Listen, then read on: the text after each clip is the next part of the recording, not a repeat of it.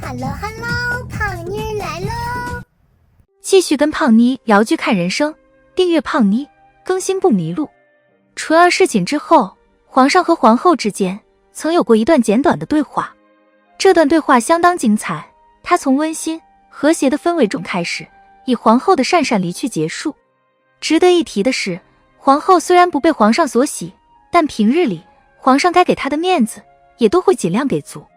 从本剧第1集到第21集，皇上在皇后面前流露出明显不满只有2次，一次是鸭子汤事件，另一次就是这回。听了皇后的一番话后，皇上痛批其挑衅。那么皇后到底挑衅什么了？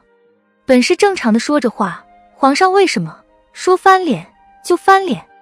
一段令人愉悦的谈话必须满足2个条件：一是你的话对方听得懂，二是你的话对方接得住。为什么皇上喜欢去甄嬛呢？即便甄嬛身怀6甲不能侍寝，皇上还是会去她那里过夜，就是因为甄嬛能听懂皇上的话，并且接得住。安陵容倒是很愿意接皇上的话，顺着他聊，奈何有些话他听不懂，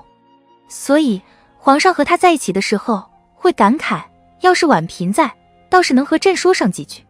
皇后够聪明，能听懂皇上说话，但她不是每次都愿意接住。像纯儿侍寝第2天，皇上对着皇后夸甄嬛这件事，皇后就并不想接。当皇上说起甄嬛以明纸糊窗能省些烛火钱的时候，皇后还持肯定态度，给甄嬛以褒奖。但紧接着皇上猛夸甄嬛有主事之才，皇后最忌讳的就是这个，因此她的回复开始变得敷衍，婉贵人一点即透，自然学什么都不难。当皇上说甄嬛假以时日可成大器的时候，皇后终于不想再接话了，转而聊到了纯常在。皇上正说到兴头上，一句话没被接住，反而给摔在了地上，心中自然憋闷。当然皇上也的确有意让甄嬛主事，之所以当着皇后的面夸甄嬛，就是为了探皇后的态度。皇后通过转移话题表达出拒绝的态度，这让皇上感觉到自己的权威遭到挑衅，哭而不快。皇后是6宫之主，查净室房的当原是没有问题的，但是皇上头天晚上宠幸了纯常在，第2天一早皇后就知道了这事儿，可见皇后查岗查得多勤。这就像现代社会的夫妻，既然都是一家人，互相看看手机也没多大问题。但是一方晚上睡前刚和客户说了一句话，转天早上吃饭的时候，另一方就提到了这句话，这难免会让人产生被监视、被窥探的感觉。所以听皇后冒出一句听说皇上昨晚照幸了纯常在的时候，皇上显然被茶水呛了一下。一方面他惊讶于皇后消息的灵通，另一方面对于皇后这种盯梢的举动十分不爽。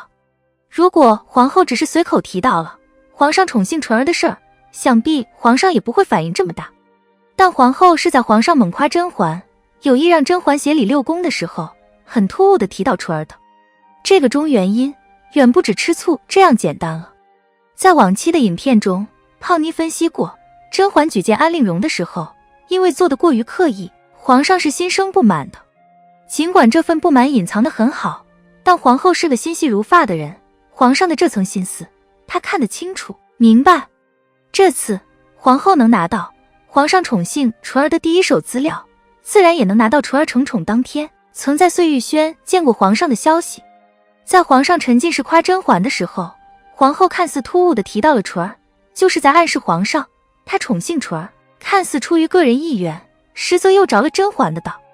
纯儿根本就是甄嬛用一种隐晦的方式举荐给皇上的。对于皇上来说，皇后所说的他未必不知道。不过相比于上次举荐安陵容，甄嬛这次的手法要成熟得多。举荐发生在碎玉轩，鲜有人知，整个过程在一派和谐热闹的氛围中完成。纯儿自己性格讨喜，且表现出被宠幸的意愿，即便皇上真的被算计了，她也享受其中。而皇后的话等于扒掉了皇上的体面，又很容易被看出有挑拨倾向，因此皇上心下又厌烦又恼怒。紧接着在评价纯儿的时候，皇后再次挑拨小女孩爱娇是好，可现在也是名副其实的嫔妃了，至少也该端庄大方些。到了这里，皇上彻底忍不住了，这才痛批皇后，朕就是喜欢她率性可爱，不似也有些人处处挑衅，叫朕心烦。帝后的这次冲突，表面上看是话赶话偶然引爆的，实际上则反映出皇上对皇后以及皇后对自己的定位的不同。在皇上心中，这后宫妃嫔虽然众多，但每个人都有他精准的定位和实际的用途。像华妃是用来权衡前朝的，静妃是用来制衡华妃的，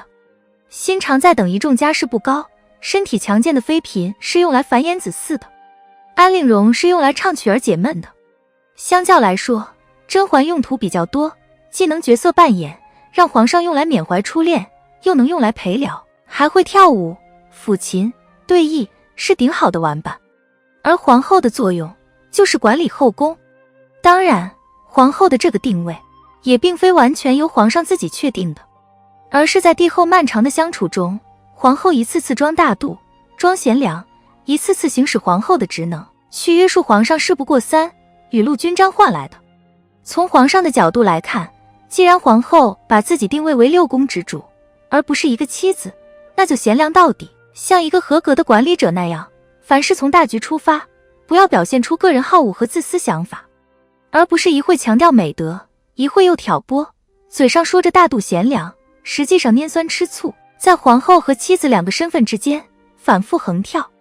皇上讨厌皇后这种自我定位的不清晰、不明朗，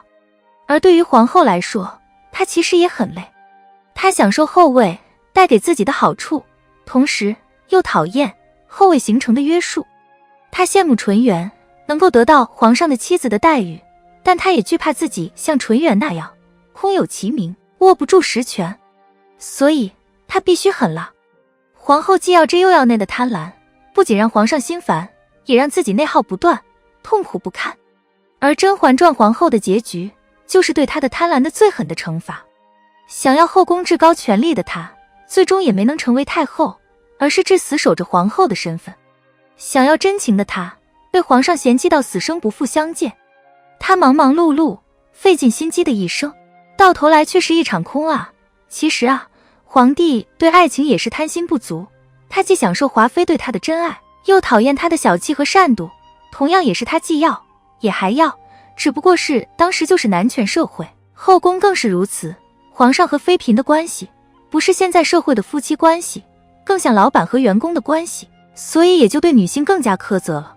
好了，本期的影片就到这里，